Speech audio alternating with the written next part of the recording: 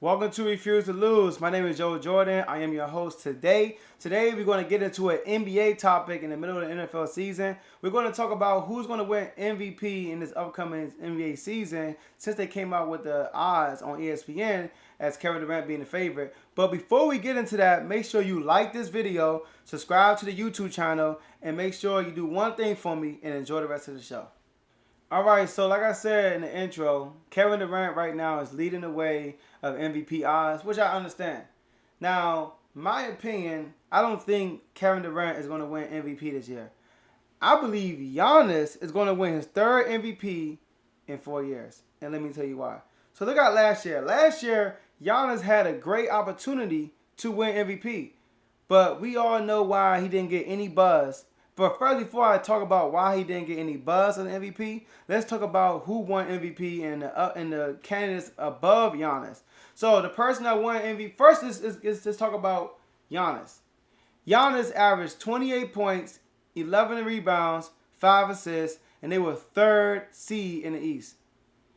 Jokic, the MVP winner, 26 points, 10 rebounds, 8 assists, third seed in the West. So numbers are kind of similar. Giannis averaged more points, more rebounds. Jokic averaged more assists. They both the third seed in their respective conferences. Embiid, he was second in MVP voting, averaged 28, 10, and 2, was the number 1 seed. But, he had the injuries. But if you're not going to put him above Jokic because of the time he missed, why aren't we going to put him in front of Giannis? Giannis played over 60 games last year in a 72-game season.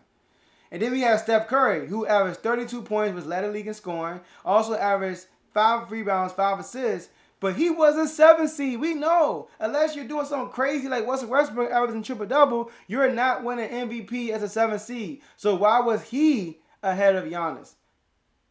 So and then Chris Paul is also ahead of Giannis, but I'm not going to put his numbers out there.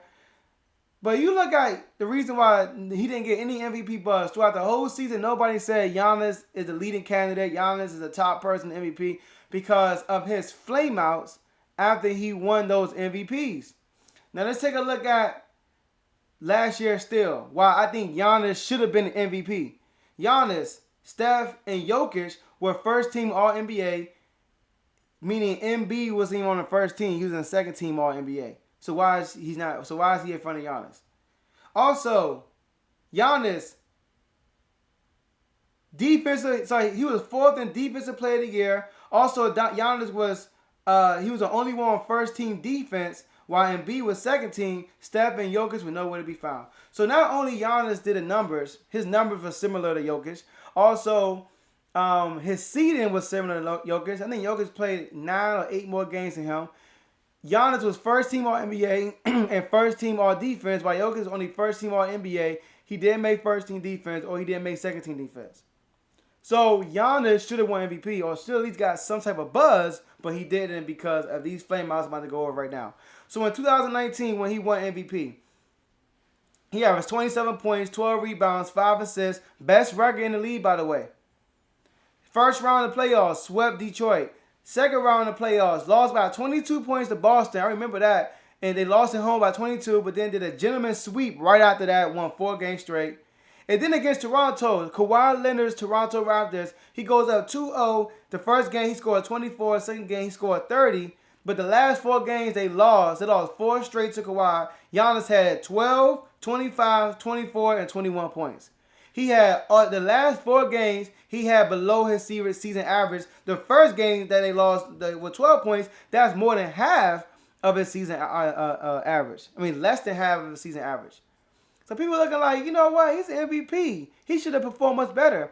So the next year, you had that same attention. LeBron, late in his career, I believe he was in his 18th year, I believe, right? 18th year coming in. He's, he got the gray beard, did the number 1 seed in the West, he come over injury, and then he doing all these great, he leading the league in assists, but Giannis' numbers actually grew across the board.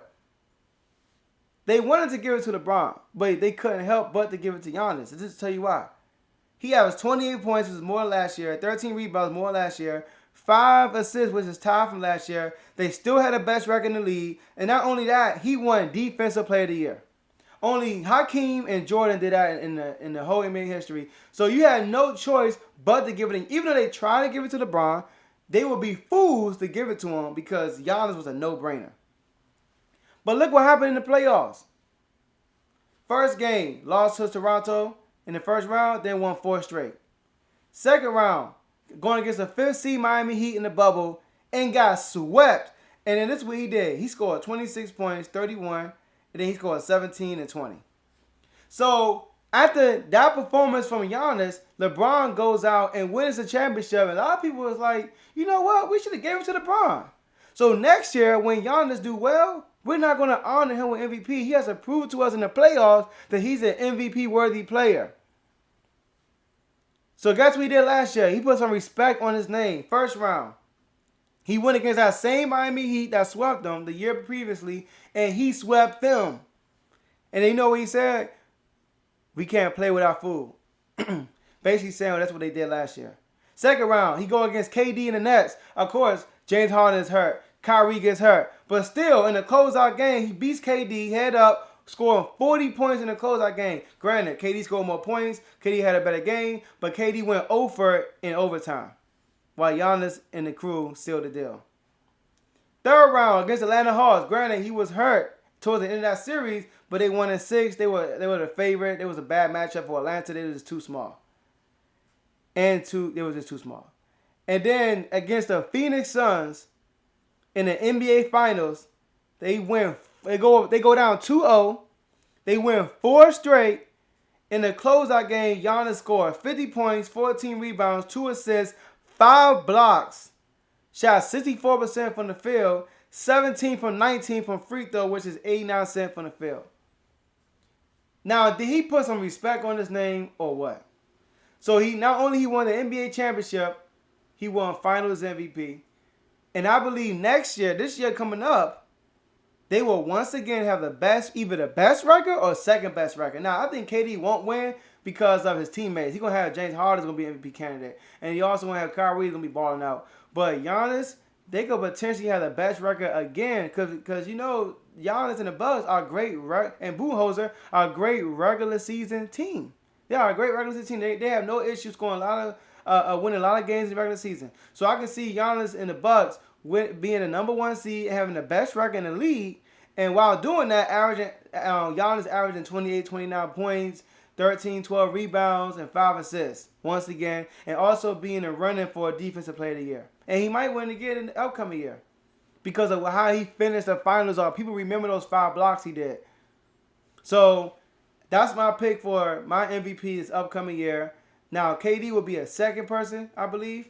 But I just think because of Giannis' production and their team production and the fact that he's a solo superstar on that team, that they're going to give it to Giannis for MVP. And he'll have his 3rd MVP in 4 years. Great job. You made it to the end. I really appreciate that. You made it to the end. Now, before you leave this video, make sure you like the video and subscribe to our YouTube channel. Hit the notification bell also so you can be notified when we drop our next video. And lastly, make sure use the comment section. Put your comments down. Tell me what you think about this topic we just went over. Tell me your comments, your opinions, and maybe we can have a chat debate in the comments. So I appreciate you guys for staying, and I'll see you at the next show.